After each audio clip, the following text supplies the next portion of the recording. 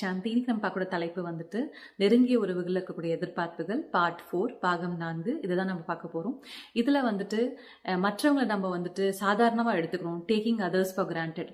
இப்போ நெருங்கிய உறவுகளை நம்ம என்ன பண்ணுவோம்னா, நம்ம கூட ரொம்ப வருஷமா ஒருத்தங்க வாழ்றாங்க அப்படின்னா அவங்களை நம்ம என்ன பண்ணுவோம், ரொம்ப சாதாரணமா எடுத்துப்போம்.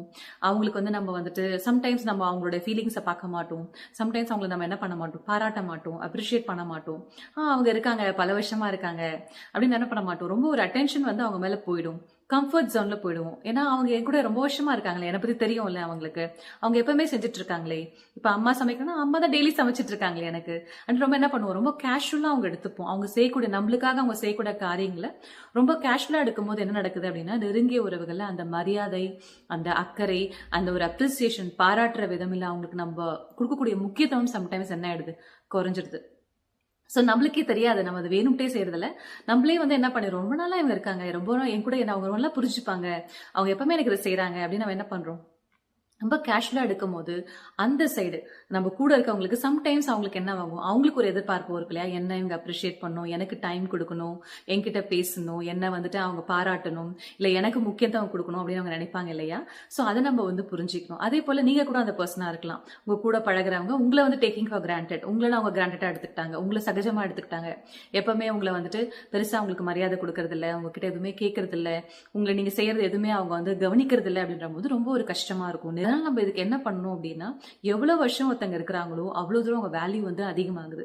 ஸோ அப்பப்போ நம்ம என்ன பண்ணணும், அவங்களுக்கு வந்து நம்ம டைம் கொடுக்கணும், அவங்க கிட்ட கேட்கணும், கொஞ்சம் டைம் எடுத்து பேசணும் அவங்க கிட்ட. ஸோ அவங்க இருக்கிறாங்க, நல்லதுதான், பார்க்கும்போது சந்தோஷமா இருக்காங்க, பார்க்கும்போது எல்லாம் செய்யறாங்க. ஆனா நம்ம என்ன பண்ணணும், கொஞ்சம் டைம் எடுத்து உட்காந்து அவங்க கிட்ட பேசணும். எப்படி இருக்கீங்க நீங்க, உங்களுக்கு என்ன நடக்குது, என்ன நடக்குது உங்க லைஃப்ல அப்படின்னு நம்ம என்ன பண்ணணும், கொஞ்சம் கேட்கணும். இமோஷனல் ஹெல்த் எப்படி இருக்கு, மனசுல என்ன நடக்குது, இல்ல நம்ம அந்த ரிலேஷன்ஷிப் பத்தி நீங்க பேசலாம். நம்ம எத்தனை வருஷமா இருந்திருக்கோம், இதெல்லாம் செஞ்சிருக்கோம். கொஞ்சம் என்ன பண்ணலாம், எப்பவுமே செய்யணும்னு அவசியம் இல்லை, என்னைக்கா ஒரு நாள் உட்காந்து பேசிட்டு அந்த மாதிரி அட்டென்ஷன் கொடுத்து அவங்க கிட்ட நம்ம பேசும்போது என்ன நடக்குது, அந்த உறவு வந்து திருப்பி வந்து ஒரு புதுப்பிப்பு வருகிறது, ரெனியூவல் ஆகுது. ஸோ அப்போ அந்த மாதிரி நடக்கும்போது என்ன ஆகும், அவங்களுக்கு வந்து ஒரு சந்தோஷமா இருக்கும். ஓகே, இவங்க என் மேல இன்னும் அட்டென்ஷன் வச்சிருக்காங்க, எனக்கு முக்கியத்துவம் கொடுக்குறாங்க. நம்ம சம்டைம்ஸ் இந்த நெருங்கிய உறவுகள் என்ன நடக்குதுன்னா, கடமையிலே போயிடுது. கடமை, பொறுப்பு, நான் செஞ்சுட்டு தானே இருக்கேன், கடமை செஞ்சுட்டு தானே இருக்கேன், நான் எல்லாரையும் நல்லா பாத்துக்கிறேன், நான் செய்வேனெல்லாம் செஞ்சுட்டு இருக்கேன் அப்படின்னு வரும். ஆனா அது நல்ல விஷயம் தான். ஆனா அது கூடவே என்ன பண்ணும், எல்லாருக்கும் கொடுக்க வேண்டிய ஒரு அட்டென்ஷன், அந்த அக்கறை, அவங்க கூட அவங்களுக்கு என்ன லைஃப்ல என்ன நடக்குதுன்னு கொஞ்சம் டீட்டெயிலா, மேலோட்டமா கேட்கறது கிடையாது, கொஞ்சம் டீட்டெயில்டா உட்காந்து கேட்கிறோம். நம்ம என்ன பண்றோம், முக்கியமா வந்து ஹெல்த் பத்தி எல்லாருக்கும் கேட்போம், ஆனா மனசை பத்தி கேட்க மாட்டோம். உங்களுக்கு என்ன ஃபீலிங் நடக்குது, இல்ல அவங்க என்ன வேலை செய்யறாங்க, அதன் மூலமா அவங்களுக்கு நம்ம என்ன பாராட்டு கொடுக்க முடியும், இல்ல அதை வந்து என்ன பண்ணலாம், கொஞ்சம் டீட்டெயில்டா சொல்லலாம். அதே போல நம்ம லைஃப்ல நடக்கிறதும் அவங்களுக்கு கொஞ்சம் என்ன பண்ணலாம், இன்னும் டீட்டெயில்டா சொல்லலாம். அப்ப சொல்லும் போது என்ன நடக்குதுன்னா, ஒருத்தருக்கு ஒருத்தர் அந்த ஒரு மரியாதை வந்து உருவாகுது.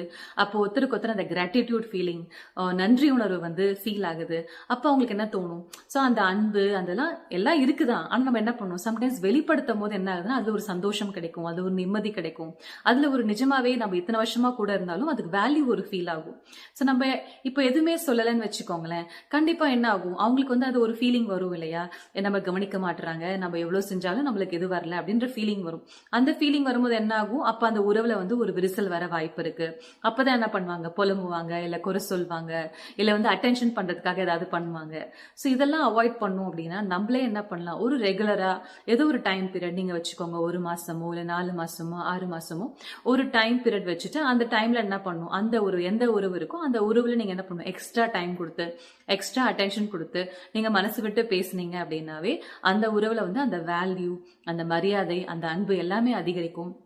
அப்ப தானாவே நெருங்கிய உறவுகள் வந்து இன்னும் ரொம்ப வருஷம் கடைசி வரைக்கும் அந்த உறவுகள் வந்து சந்தோஷமா இருக்க முடியும். இதை நம்ம பிராக்டிஸ் பண்ணலாம். ஓம் சாந்தி.